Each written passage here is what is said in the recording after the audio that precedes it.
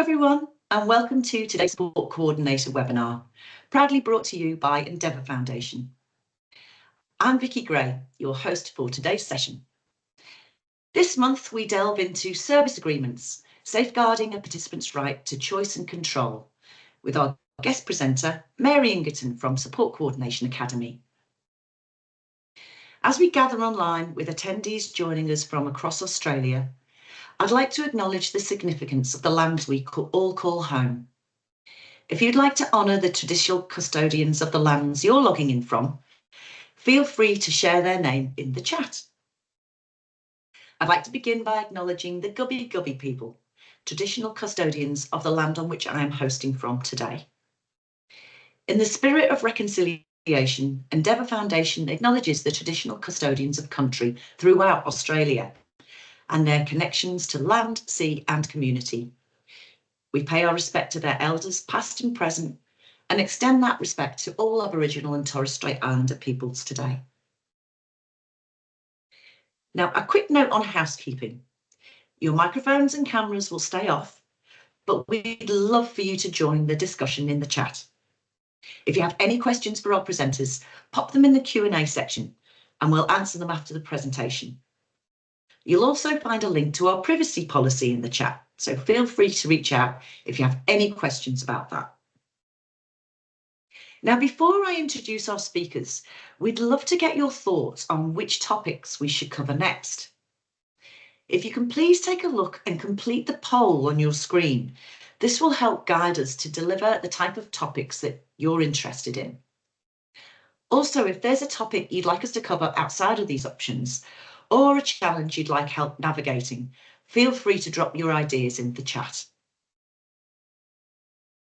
Now, as mentioned earlier, during this webinar, we're going to dive into the topic of service agreements, safeguarding a participant's right to choice and control. Our presenter today is Mary Ingerton from Support Coordination Academy. But before handing you over to Mary, it's my pleasure to introduce you to Shania Brennan. Shania is Endeavour Foundation's Business Improvement Specialist, leading a team of social workers and disability specialists who advocate for our clients.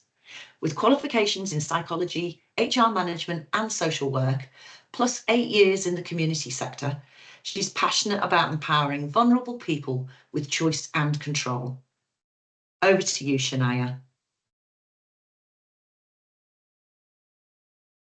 Hi, everyone. All right. So thank you, Vicky. And hello, everyone. As always, it is wonderful to be here with you all today. As Vicky mentioned, I do work with Endeavour Foundation and I do lead teams that advocate for people with disabilities, both in the change of circumstance space and in the intake or onboarding space. So as you know, today we'll be discussing service agreements and safeguarding a participant's right to choice and control. So today I'm here to give you a really brief snapshot on how Endeavour Foundation supports people or participants in this space and what you might be able to expect. So service agreements are a key part of service provisions with Endeavour, and we value transparency, and particularly when we're talking about service provisions. A service agreement with Endeavour encapsulates a variety of different forms of agreements, which you can see at the bottom of this slide here. We've got the overall service agreement. We also have privacy and consent forms, cancellation policies and quotes for support for the participants. And these also may be known as programs of support or schedule of supports. And in the instance of a participant engaging in self-services, you might also expect an accommodation or board agreement if it's applicable or relevant. So I thought I would share a really quick example of what you could expect around these service agreements. So I thought I would use the example of you having a participant that is joining one of our learning and lifestyle hubs in particular. And so once they have kind of progressed, the participants progress through the intake process, everything's all approved, and they're getting ready to commence. What you could expect is a welcome email that welcomes your participant participant and yourselves to endeavour. And in that email, you will find some documents that are attached and some directions around completing them and returning them. And so some of those attachments would be the service agreement, the cancellation policy, a quote, a finalised quote of the support that's been discussed throughout the intake process, and that would be for your review and signatures, and the participant or their delegates' signatures, I should say. That is a really, really super quick snapshot of how we approach service agreements. Mary is going to go into it in so much more detail in just a few moments. And Cece, if you want to jump over to the next slide, thank you. Before I do hand over, I would like to just give you a really, really quick snapshot of the supports that Endeavour has for people with disability. So as you can see on the screen, we've got a few different types of supports, and those are around employment pathways, helping people build skills and confidence. So the sorry, I just can't see the screen. There it is. In supported employment, supported hosted employment, and mainstream employment. We have the home and living, supported home and living options, which are tailored to individual needs. And those include our supported independent living, our specialist disability accommodation or SDA, ILO or independent living options, and also in-home supports for people that have their own home and require drop-in supports. And then we've also got our community services that help people learn, connect and grow and do more of what they love. And we can see that is the learning and lifestyle hubs, our Thrive Learning, and our social and community participation. If you'd like to learn more, just complete the form that has been popped into the chat, and somebody from my team will be in touch to talk further. So now I'm going to hand over to Mary, who will take us through the rest of today's discussion. Thank you, Mary.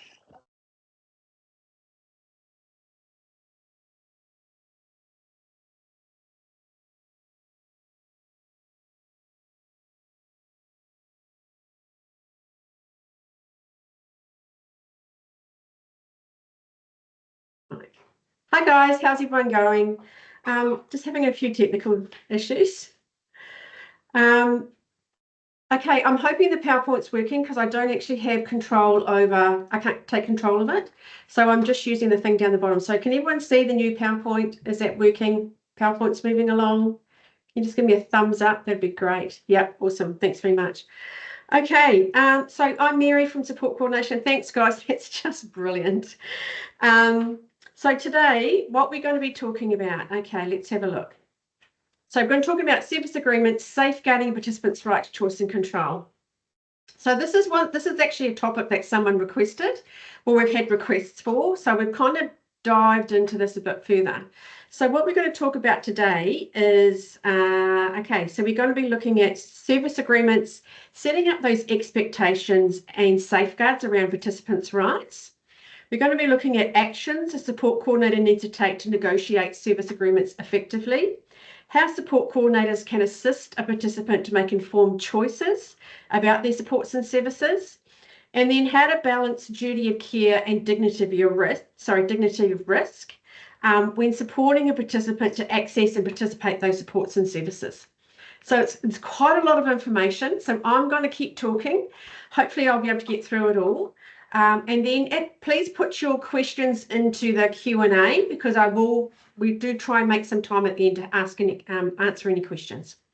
And also just to note, when I actually talk about a participant, it's a general term that I'm referring to. So I'm also referring to anyone who might be acting on that person's behalf. So it could be the person themselves, it could be a nominee, it could be a family member, whoever that might be.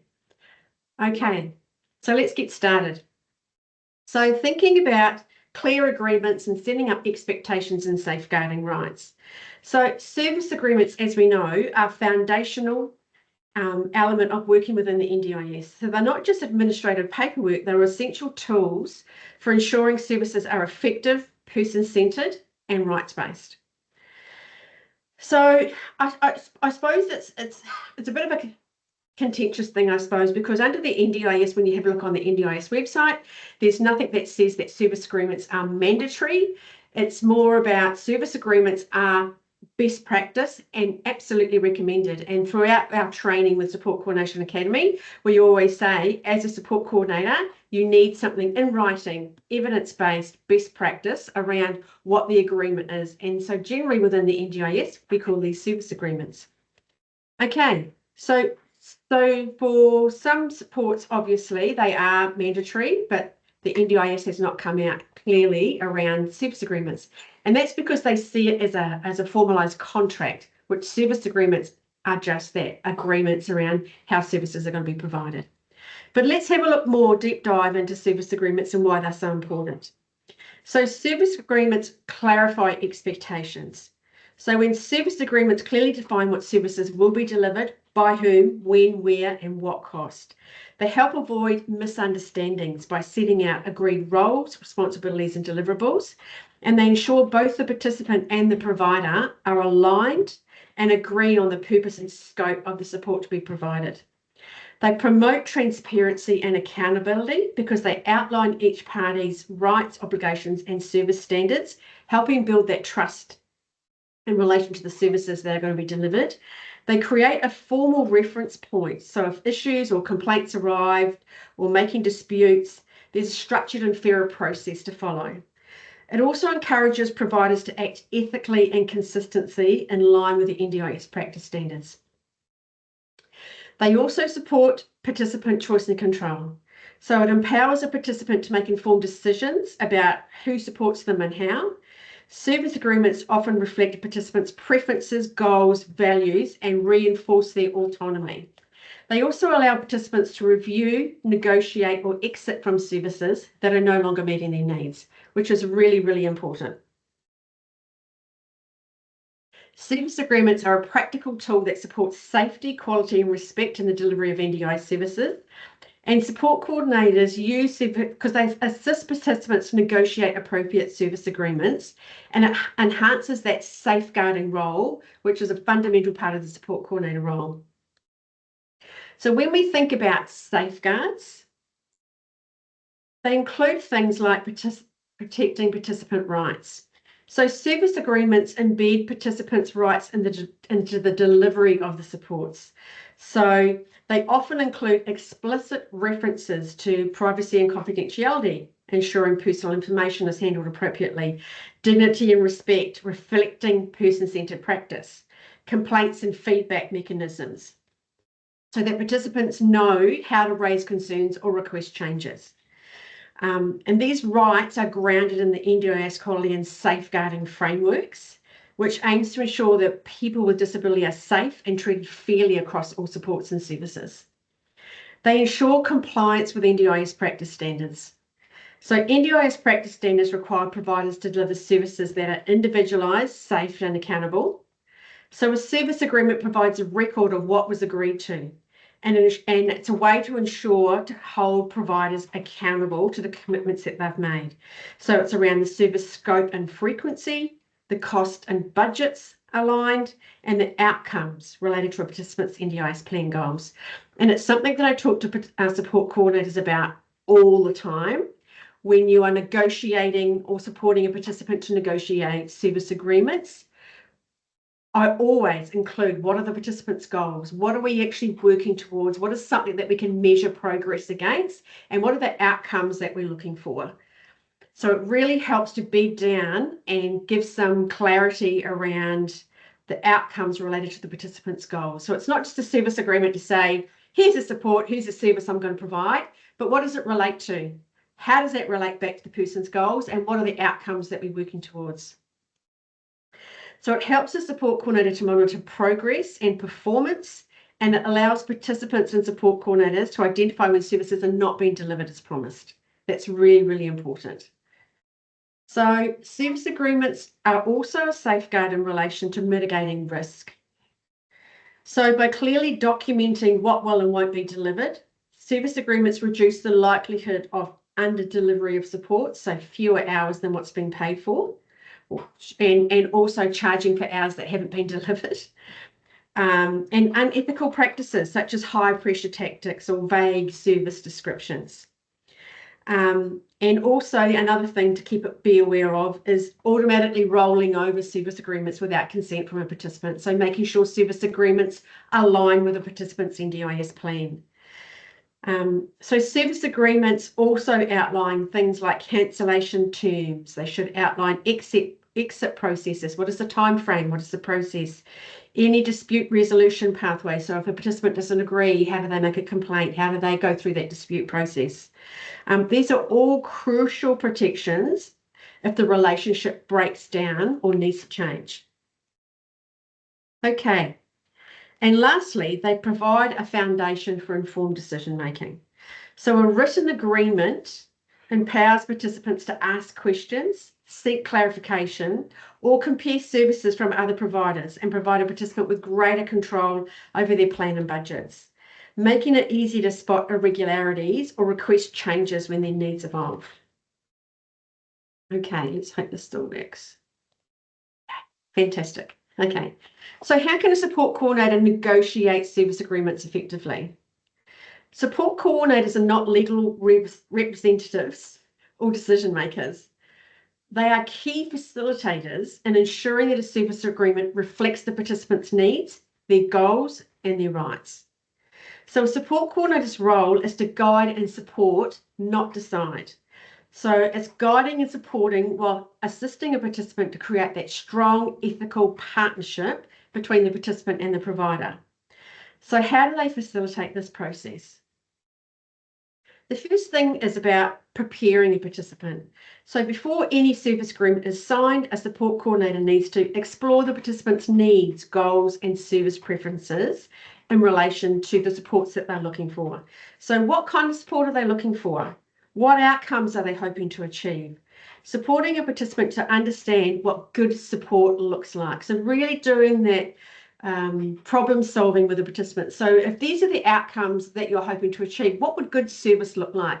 Really building their capacity to really have an insight and understand, so that when things don't go the way that they want, really helping them to reflect on, well, maybe that wasn't really a good service.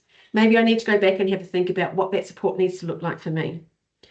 But also explaining the purpose of a service agreement in clear, accessible language, reinforcing that it protects their rights and sets boundaries of how the provider has agreed to provide that service and support. Checking for informed consent and decision-making support, so ensuring the participant has capacity to understand the agreement, or a participant needs access to support persons or a formal advocate or an interpreter to help them understand what the agreement means. So that's really preparing a participant first. The next thing is really supporting good communication between the participant and the provider. So the good communication is central to setting up a successful service agreement arrangement. Supporting good communication between a participant and provider can look really different in a number of different situations, but it's really thinking about how do we set up that good communication. So these are just some strategies. So organising an introductory meeting between the participant and the provider, ensuring the participant feels supported and has capacity for that informed decision making. Could be facilitating conversations around expectations, so both parties are clear on what is realistic and what's not realistic. Clarifying and translating complex or technical language used in agreements into plain English, or supporting a participant, or talking with a provider around providing plain English, or having some really a better way to actually explain to a participant what that actually means. So breaking it down into more simplistic language, because the biggest thing is that I find when I'm working with participants in relation to negotiating service agreements, or I always look at other service providers' agreements, is really going back to the provider and going, this is a 30-page agreement. It's not realistic for a participant to be able to read that and understand what it means. How can we make this more accessible for the participants so they actually understand what's going on? Balancing provider and participant needs. So the support coordinator acts as a neutral intermediary who ensures the agreement is fair and achievable. So a support coordinator's role is to ensure there is a balance between the influence of providers and ensuring a participant's needs are met. So making sure that there's no overpower or power imbalance in relation to the negotiation around the agreement. So support coordinators do this by requesting support providers outline clear and measurable deliverables that can be realistically be delivered within the budget, the time frame, and the goals of the participants' NDIS plan. And support coordinators often push back on vague or overly ambiguous commitments that may set the participant up for disappointments or conflicts later. And it's kind of what I was just talking about before. Ensuring that the services match the participant's current needs, not just what the provider can offer. So often thinking about the supports and services that are being delivered and thinking about, once you've done that preparation and that planning, you have a really good idea around the participant support needs. So if you're seeing things in service agreements that don't really fit or don't really match, going back and pushing back about that with the service provider and going, how is that actually going to happen? Because these are the barriers that the participant faces and it doesn't quite actually fit. And then supporting a participant to really advocate for fair terms. So supporting a participant to understand and review cancellation terms, checking notice periods and exit clauses, setting up interim, maybe sometimes it's about setting up interim agreements, especially if the participant is trying a new service provider or service. And then identifying any red flags. So raising any concerns or negotiating changes on behalf of the participant with their consent. Okay. Right. So what does a support coordinator need to consider? So when you're working with a participant and you're looking at negotiating service agreements, what are some of the things that you need to consider? So participant capacity and preferences. So does the participant understand the agreement and what they're agreeing to? Are they confident and comfortable with the provider's communication style and approach? And does the agreement reflect the participant's cultural, language, or accessibility needs? Thinking about the plan budget and funding categories. So are the services being proposed consistent with the types of funding in the participant's plan? Will the total cost of services fit within the participant's plan budget and leave room for other needs supports? Are the supports priced at or below the NDIS price limits? And has the provider clearly detailed the funding amount, the funding categories, and the funding periods in a schedule of supports? Alignment with the participant's goals. So do the services directly support the participant to achieve the goals in the NDIS plan? Can the provider demonstrate how their support contributes to outcomes like increased independence, skill development, or community inclusion? Thinking about provider suitability. So is the provider reputable, experienced, and operating in line with NDIS values and the NDIS Code of Conduct? Do they have appropriate complaint, incident, and feedback processes? Thinking about ongoing monitoring and review, which is incredibly important when we are supporting participants. So you get to that, you're implementing, done the negotiation, the service agreements in place, thinking about that ongoing monitoring and review processes. So scheduling regular check-ins to ensure the services are meeting the participants' expectations. Encouraging a review of the service agreement at set intervals. So that's generally in line with the participant's NDIS plan. But if you are supporting a participant to access a new provider, there might be an interim agreement for like 6 months. And you might be going, right, let's come back in a 6-month period and review how the support's going. Be alert to signs that a provider isn't delivering on the agreement and take actions as required. Okay. I know this is a lot of information. Okay, the other thing is we will be writing a blog about this, so a lot of this detail will be in the blog. Helping participants choose the right providers. So this is really around informed choices. So again, supporting participants as a support coordinator, supporting participants to make informed decisions is again another part of our safeguarding role, and it's fundamental part of our role as support coordinators. So it aligns with the NDIS core principles around choice and control, empowering participants to actively shape their lives and access a service that best meet their needs.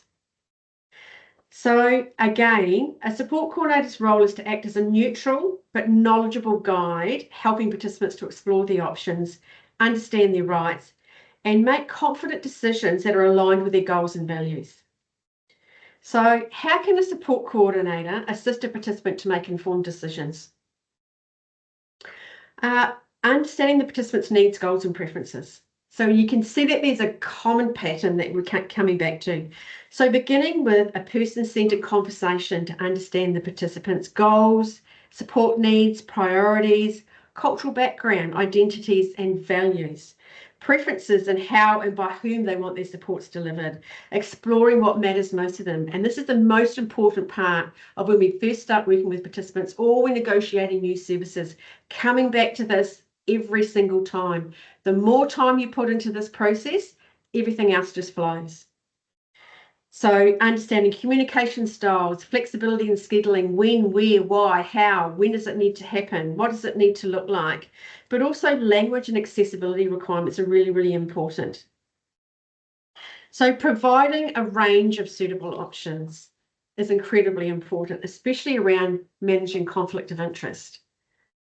So support coordinators need to offer multiple provider options when they're available, avoiding recommendations that appear biased or limited. So really referring back to that conflict of interest, especially if you are support coordinator working in an organisation that provides other services, having those systems and processes in place to manage that conflict of interest. So support coordinators use their local knowledge, like service. So you research provider directories, we tap into our networks, we have often provider libraries. And so really drilling back down to that person-centered planning, understanding what that support needs to look like really drives our researching and what we're looking for. Thinking about translating complex information into accessible formats. So breaking down provider information, service agreement, pricing structures, all that kind of thing for participants so that they really understand the services and the supports and what they look like. Facilitating direct contact and first impressions.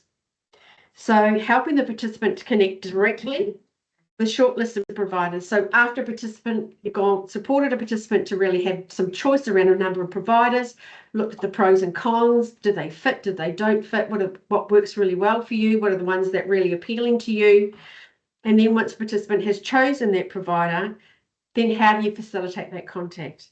So again, is it arranging meets and greets? Is it around introductory calls? Is it around, virtual meetings? Is it around supporting a participant to then contact that provider and organise that themselves? So building that capacity themselves. But again, it's really building the capacity of a participant to know what questions to ask. So supporting a participant around things like, so how were you asking a provider? Things like, how will you help me reach my goals? How will we revise how we're working towards those goals or any outcomes that we're achieving? So what happens if my needs need to change? Or what is your approach to communication and feedback? So will I have a contact person? Or do we have a direct line that I can contact? Also explaining rights, responsibilities and safeguards. So ensuring that a participant is aware around their right to choose, change or end services, their right to safe, respectful and responsible supports, but also the rights to make complaints without fear or retribution. Okay, and then encouraging reflection and decision making. So really guiding a participant through a structured decision-making process, especially if they're feeling overwhelmed or unsure. Sometimes I've been working with a participant and their support needs are so unique and so specific. There's often only one or two providers that are available at most. And I'm not living in a rural area.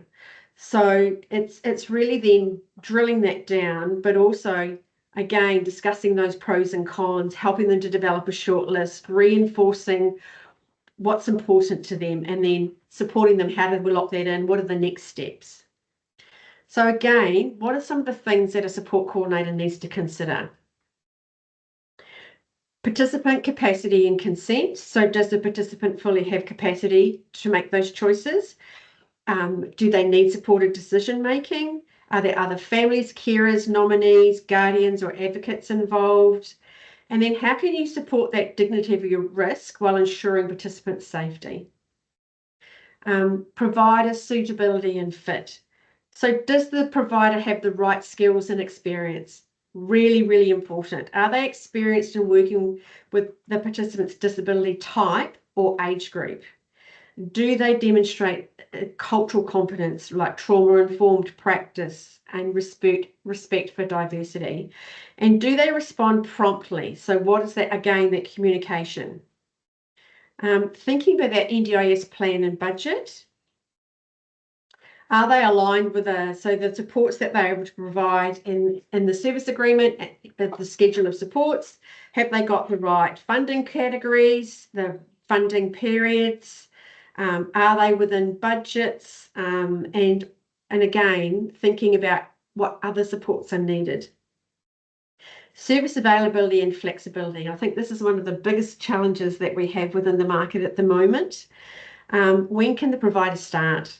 And when are they needed? And do they have a long wait list? And if they do, how do we manage that? Are there other supports that we need to be working with the participant to put in place? In the meantime, we need to be flagging that as a risk. Is it a risk? It's clearly a barrier. Is it a risk for the participant? And what strategies we're going to put in place to manage that risk? Okay. Thinking about transparency and communication.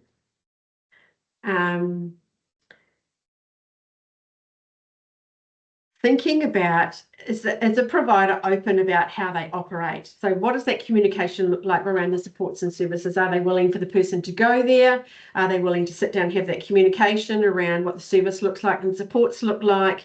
And is the service provider willing to adjust any of the services to, if you've got a participant with very unique support needs? And thinking about, again, that empowerment over influence. Supporting the participants to make informed choices is not about steering them towards the best provider. It's about empowering them to ask the right questions, recognise their rights, and take control of their plan and their future support needs. Okay, thinking about duty of care and dignity of risk. Okay, just keeping an eye on the time. So, balancing duty of care and dignity of your risk is one of the most important things and often complex situations that we deal with in relation to the support coordinator role. So it involves protecting a participant's right to make decisions, even if they're risky ones, while also upholding legal and ethical obligations to ensure their safety, wellbeing and rights. And it's often a very complex and challenging balance. So thinking about duty of care. So duty of care is a legal or ethical obligation to act in ways that do not cause harm and to take reasonable steps to protect people from foreseeable risk. Dignity of risk means that the rights of all people, including those with disability, to make their own choices, including choices that involve risk as part of living an autonomous and fulfilling life. So just like everybody else, we make risks every single day. People with disability have the right to make risks. Our role as a support coordinator is to ensure that there's safeguards in place so that they can do that safely. So how can a support coordinator facilitate this balance? Okay. So again, facilitating that person-centered practice. We keep coming back to the same themes. Getting to know the participants' values, goals, strengths, and fears. Yeah. Understanding what dignity means to that person. What are they willing to risk in order to gain independence, freedom, or quality of life? What does that actually look like to them, and what does that mean to them? Ensuring planning decisions reflect the participant's voice and not making assumptions about what's safe or appropriate for that person. Using supported decision-making principles. Thank you for that thumbs up. Recognising that all people, regardless of their disability, have the right to make decisions with appropriate support. So if their capacity is limited, enable decision-making through accessible information, Giving the person time and space to consider options, to think through, and making sure that they have that a family or an advocate or someone that they trust to help them to process that information and make sure that they understand so that they can make those informed decisions. And making sure that we respect that unwise decisions does not essentially equal lack of capacity. So participants have the right to take risks as a part of learning, growing, and exercising control over their lives. So identifying and managing risk collaboratively, which is incredibly important. Sometimes I've worked with support coordinators of saying, well, the person doesn't really have the capacity to make these decisions. So I'm saying to them, it's not our role to make decisions for participants. How do we facilitate that choice and control and informed decision making? What are the strategies? What are the support networks and links that we need to be putting in place to support that person to have that choice and control? So facilitating open discussions about potential risks and consequences. It's often a really difficult conversation to have, but it's a conversation that we need to have because we need to be transparent and accountable ourselves. So if we are identifying risks, we need to be transparent and accountable with the person that we're supporting so that they are really, really clear about the conversations that we're having. So helping a participant to understand, so it's really that realistic or that problem solving that we kind of go when someone's talking about a situation or they're talking about support that they want to do or something that they want to do, really helping them to gain insight and to be able to problem solve themselves. So thinking about, well, what could go wrong? What would that look like if that happened? And then what would it look like if it went wrong? Or what would it look like if it went really well? How likely is it that something could happen? And maybe what are some supports or safeguards that we could put in place to help reduce the risk? What would that look like for you? Or what would you be agreeable to? And it's really empowering that person to have that dignity of risk. So then we kind of move from that scale of a dignity of risk. So if you think about dignity of risks on the left-hand side of a scale, you're working towards that duty of care. Yeah, more higher likelihood and incidences of a risk occurring. So when these risks are evident, so often with a dignity of risk, when you're supporting someone to work through and problem solve, we generally document those within our case notes. Yeah, we have those conversations. These are the strategies. This is what we've agreed upon. These are the safeguards we're going to be putting in place.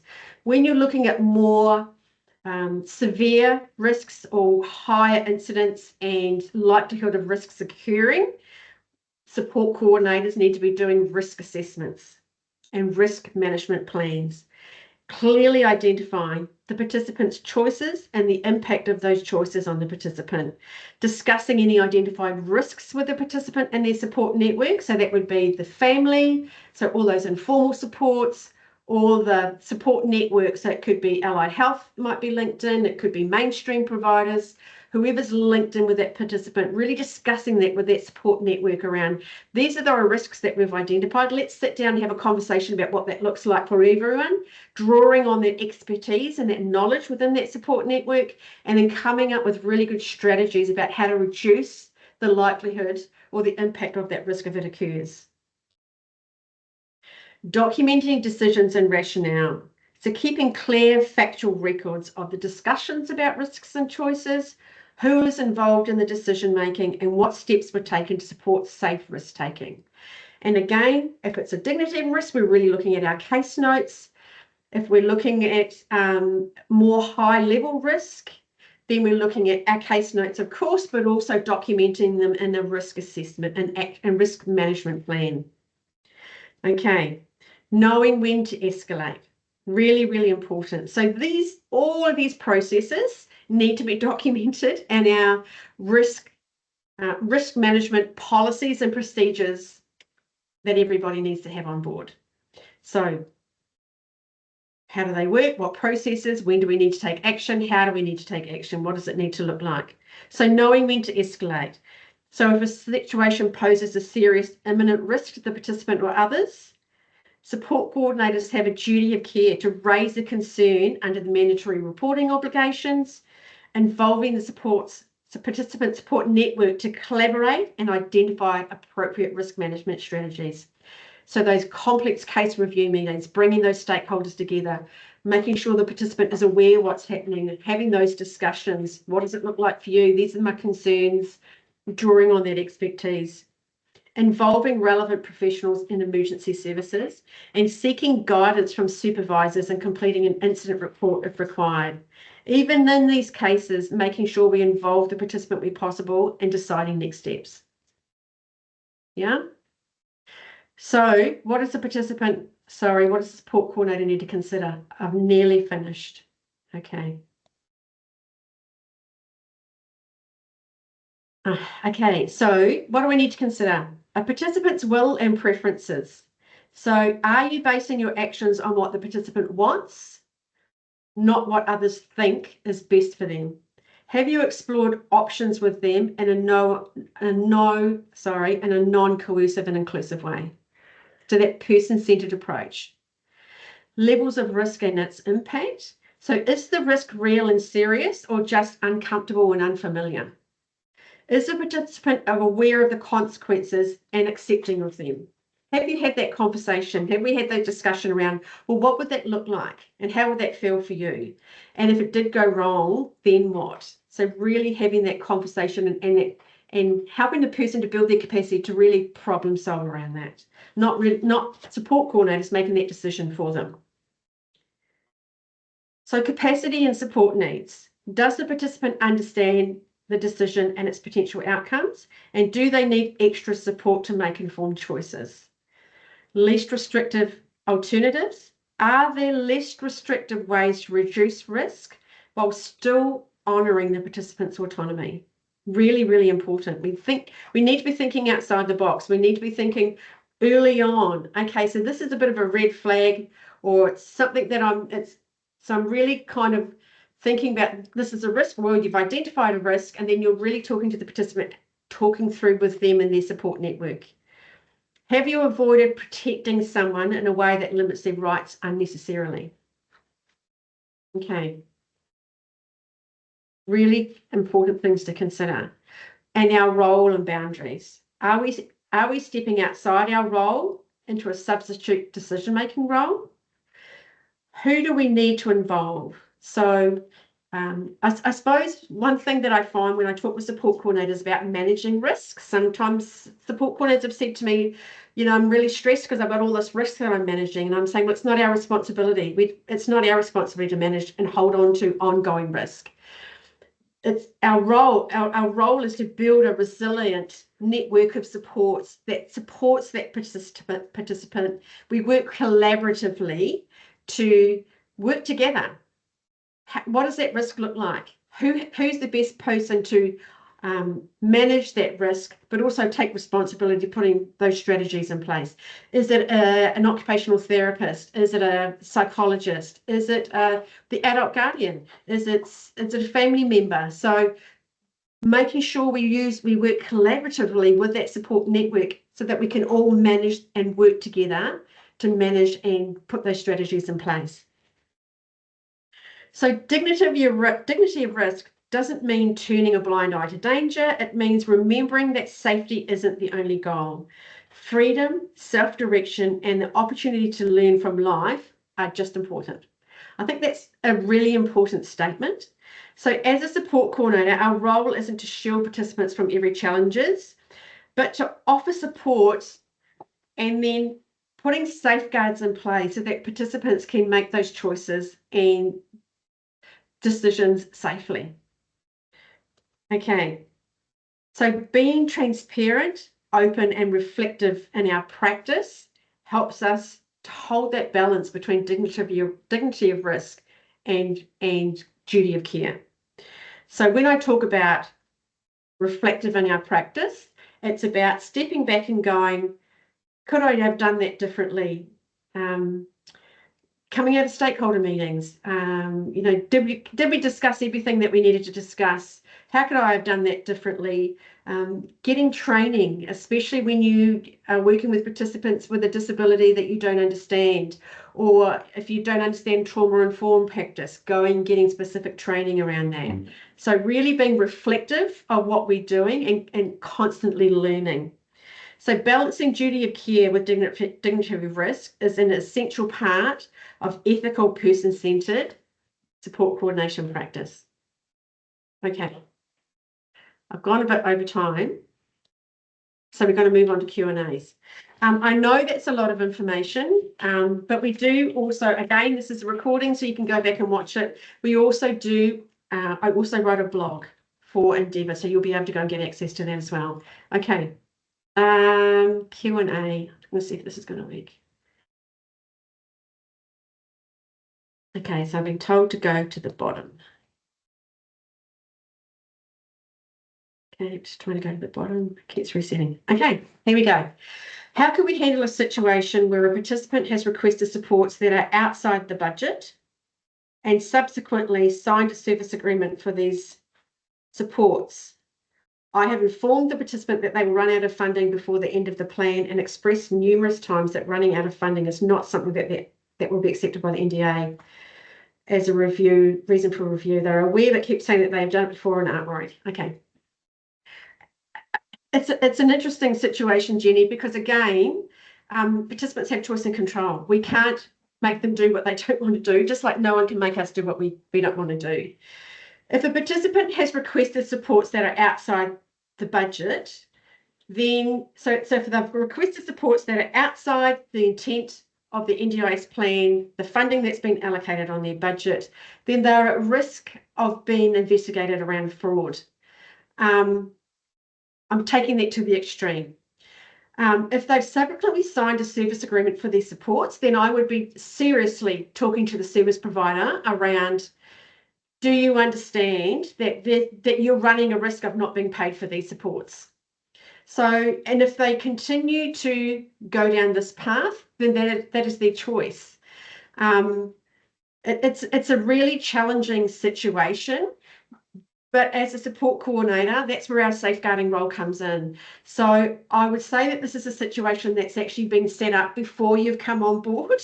So then it's a situation that I've dealt with before myself, and I've had a very clear conversations with the participant and the service provider, and have been very clear around the risks of continuing to provide the support, the lack of payment, the lack of any complaints being made around fraudulent use of NDIS funds.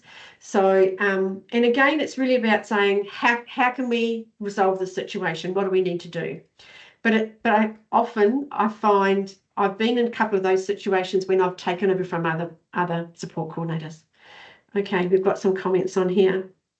I still have providers getting participants to sign who are unable to make informed decisions and not including their plan nominee. I would be making a formalised complaint. Guardians, trustees, plan nominees can sign or represent that participant. Well done, Isabella. If you are working with a participant and a service provider is going directly to a participant and not including you as part of that process, or refusing to include you as part of that process, and you feel that the participant has been taken advantage of, then I would be lodging a complaint. I would be talking to the provider around your concerns. I'd be talking to the participant around their concerns. And if nothing is changing and you're really still concerned about that support provision, I would be lodging a complaint with the NDIS Quality and Safeguard Commission. But also I would be talking to the nominee, if there's a guardian involved. Are you aware of this situation? Are you aware that this is actually happening? Okay. Again, it's part of our safeguarding role as support coordinators, which is why service agreements are so important. Okay.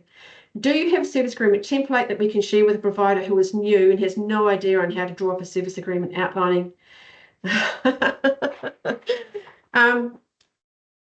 Refer them to the blog. Look, there's a lot of information on the NDIS website that clearly says what needs to be included within a service agreement. If you're working with a service provider, look, I often get asked for service agreement templates, but they need to be unique and designed based on that service that's been provided and are based on that organisation's values and responsibilities and what they're actually offering. So it's hard to give it a template around that. The NDIS gives a guide around it, and there's some pretty standardized things that need to be included. If you're working with a service provider who doesn't know what they're doing, can you link them in with another service provider that provides a similar service and they can talk to them about it? That's probably the best thing that I can offer. What should you do with a participant who has capacity refusing to sign a service agreement? And if they won't sign, would you still continue with this? Absolutely not continue with the service. So a service agreement needs to be agreeable between the participant and a provider. So if a participant is refusing to sign a service agreement, and I've had this before, I've talked to the participant around the importance of a service agreement, why we need it in place, and it's around risk management of the service and being able to be very clear about who's providing what service. I would also be trying to understand why is it that they're refusing to sign it? What is that about? What's the underlying reason for that? And really working with them around that. I have talked to a provider around I would not be comfortable in continuing to provide the service. If you don't have a service agreement and a participant won't sign it, then how do you know that the person's agreed to that actual service being provided? Because the risk is that the service gets provided and then the participant refuses to pay for the support. So I would be really doing a lot more deep dive into the reason why they're refusing to sign the agreement. Should all the goals on the NDIS plan go into the service agreement? Show one comment. Perhaps only the goal that aligns. Well done, Joe. I would only be aligning the goals that's relevant to the service being provided. Yeah. And then really talking to the service provider and the participant about, well, this is the goal. What does that actually mean to you, and what would the outcome look like? How is the support assisting you to pursue or achieve this goal? What would that look like? Because it gives you something to measure against. Okay. I'll probably do a couple more. I've recently had a provider send an invoice to a plan manager that the participant rejected on multiple occasions. There has been a breakdown in communication. Okay, this is really big.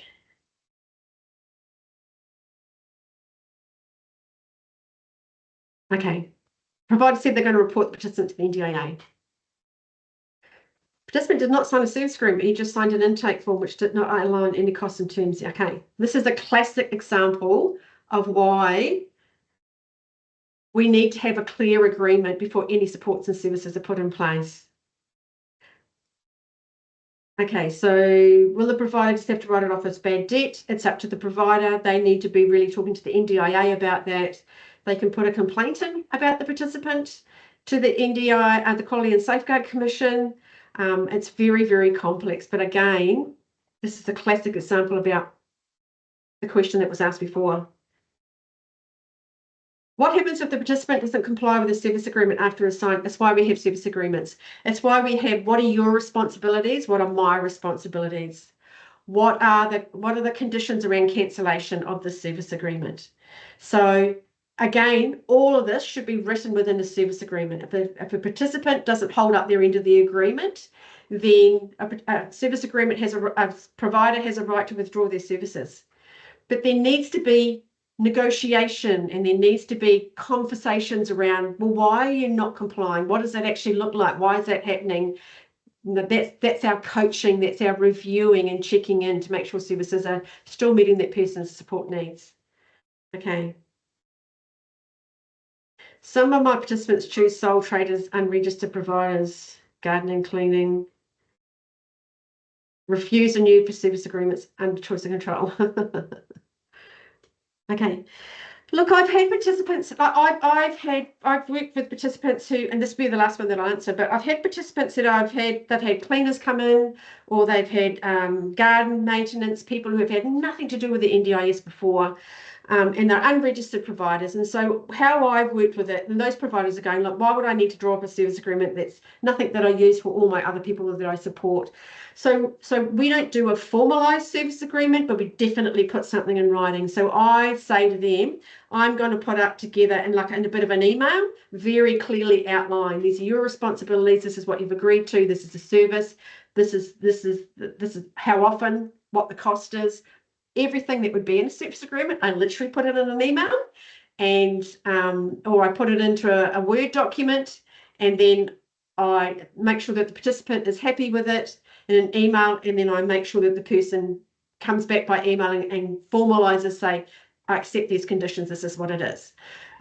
Most of the time, people will have something in writing, but again, every single support and service that goes in place, whether it's an independent support worker, whether it's a cleaner or a gardener, anyone who's unregistered, always insist in something in writing confirming what those supports and services will look like.